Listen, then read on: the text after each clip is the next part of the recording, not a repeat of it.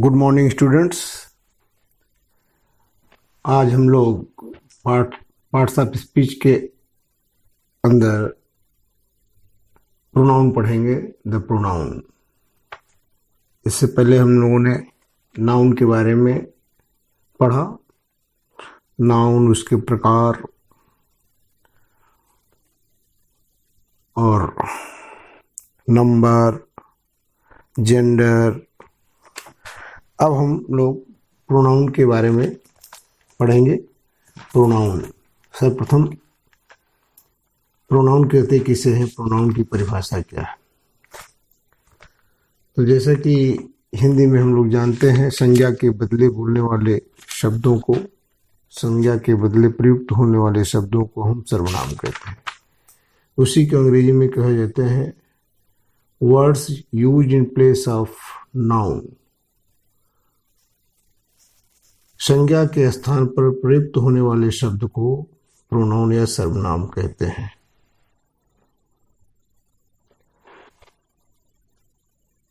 Pronoun के प्रकार। Pronoun के कुल 10 प्रकार हैं।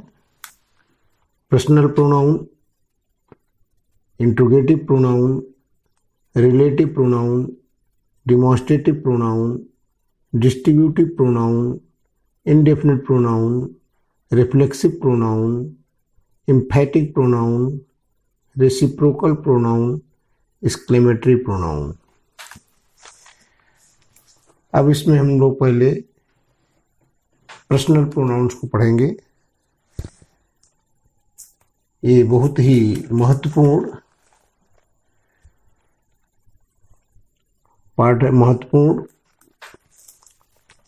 पार्ट है पर्सनल प्रोनाउन। निम्नलिखित वाक्यों को ध्यानपूर्वक पढ़ो।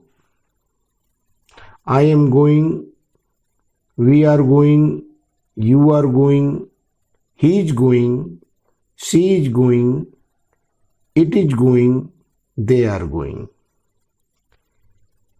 इन वाक्यों में मोटे छपे शब्दों से पुरुष या व्यक्ति या जानवरों एवं वस्तुओं का बोध होता है, जो कैपिटल में मोटे अक्षर में छपे हैं।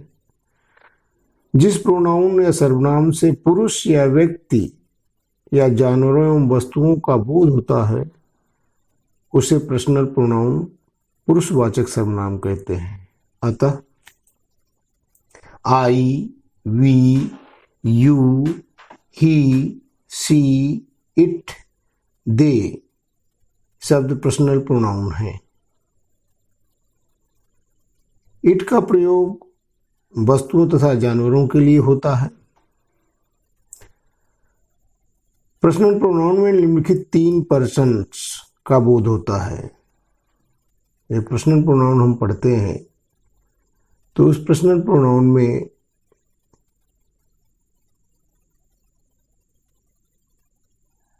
पर 3 पर्सन का बोध होता है। First person, second person, third person. First person बात कहने वाला, आई, वी।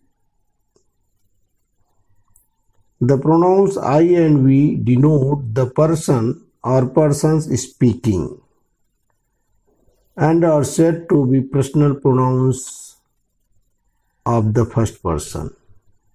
अर्थात I और we जो है वह फर्स्ट पर्सन में आते हैं, अर्थात बात कहने वाला, वक्ता। The person who speaks या person speaking are called personal pronoun, first person. Second person बात सुनने वाला, जैसे you, thou. The pronouns you and thou denote the person और persons spoken to and are said to be personal pronouns of the second person. You का प्रयोग singular और plural दोनों में होता है।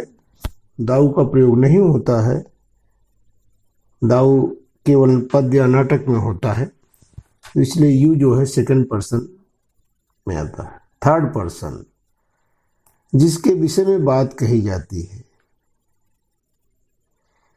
जैसे he, she, it, they. The pronouns he, she, it and they denote the person or persons spoken of and are said to be personal pronouns of the third person। अर्थात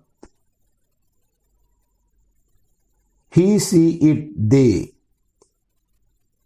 यह बोध कराते हैं तीसरे व्यक्ति के बारे में जिनके बारे में कोई बात कही जाती है। पर्सनल प्रोनाउंस के नंबर, जेंडर और फंक्शन के लिए निम्नलिखित तालिका को ध्यानपूर्वक पढ़ो और समझो। एक तालिका दी गई है जिसमें पहला कॉलम है पर्सन, दूसरा कॉलम है नंबर, तीसरा है जेंडर और लास्ट है फंक्शन, उसका कहाँ कैसे कार्य करता है।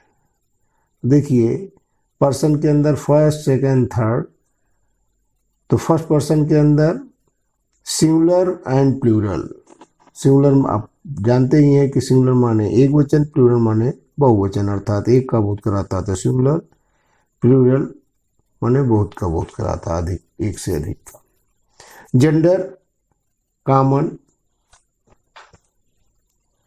अब सब्जेक्ट के रूप में अगर प्रयोग किया जाता है तो आई और वी, और अगर ऑब्जेक्ट के रूप में यह कार्य करता है तो मी और अस, और पजेसिव के रूप में कार्य करता है तो माई, माइन, आवर, आवर्स। उसी प्रकार सेकंड पर्सन में जब हम आते हैं तो सिंगुलर एंड प्लूरल दोनों होता है। कॉमन जेंडर है यू, सब्जेक्ट के रूप में सिंगुलर प्लूरल दोनों में ही यू ही का ही प्रयोग किया जाता है। ऑब्जेक्ट के रूप में भी ये कार्य करता है तो यू ही सिंगुलर और प्लूरल में रहता है। लेकिन जब पजेसिव के रूप में कार्य करता है तो योर और योर्स सिंगुलर और प्लूरल में हो जाता है। उसी प्रकार से थर्ड पर्सन में सिंगुलर,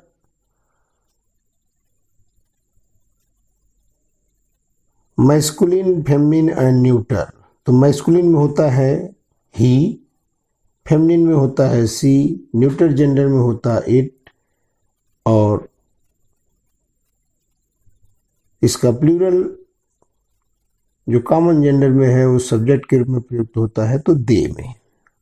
ऑब्जेक्ट के रूप में जब ये प्रयुक्त किए जाते हैं तो ही का हिम हो जाता है, सी का हर, इट का इट, दे का देम। और जब पजेसिव के रूप में ही का हिज, सी का हर और हर्ष, इट का इट्स, दे का दियर और दियर्स।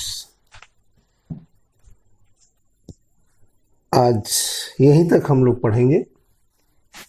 इसमें मेन मुख्य है प्रोनाउन में जो पर्सनल प्रोनाउन है, अर्थात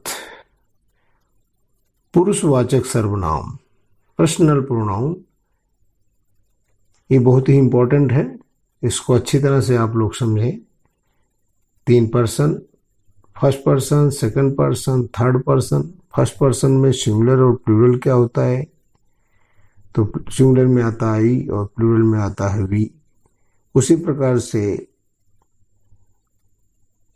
सेकंड पर्सन में यू और थर्ड पर्सन में ही, सी, इट, प्लूरल उसका होता है दे।